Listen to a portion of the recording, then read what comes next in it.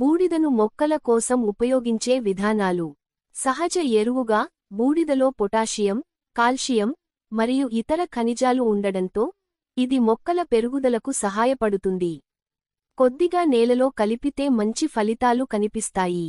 పురుగుల నివారణ, నత్తలు, నరికే పురుగులు మరియు ఇతర క్రిములను నివారించడానికి మొక్కల చుట్టూ బూడిద చల్లవచ్చు.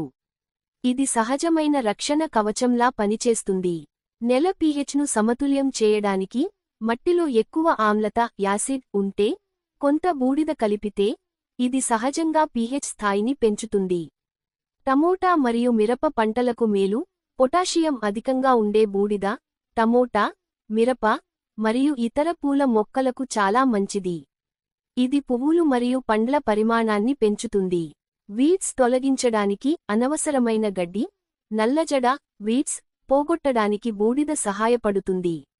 వీటిపై కొద్దిగా చల్లితే అవి త్వరగా ఎండిపోతాయి. జాగ్రత్తలు: అతిగా వాడకండి, ఎందుకంటే అధిక బూడిద మట్టిని ఎక్కువ క్షారంగా మార్చేస్తుంది. రసాయన పదార్థాలున్న బూడిద వాడకండి, ఇది మొక్కలకు హాని కలిగించవచ్చు. ఇలా బూడిదను ఉపయోగించి మీ తోటను ఆరోగ్యంగా ఉంచుకోండి. ఇంకేలా మీ తోటకు ఉపయోగకరమైన టిప్స్ కోసం మా ఛానల్కి సబ్స్క్రైబ్ చేయండి.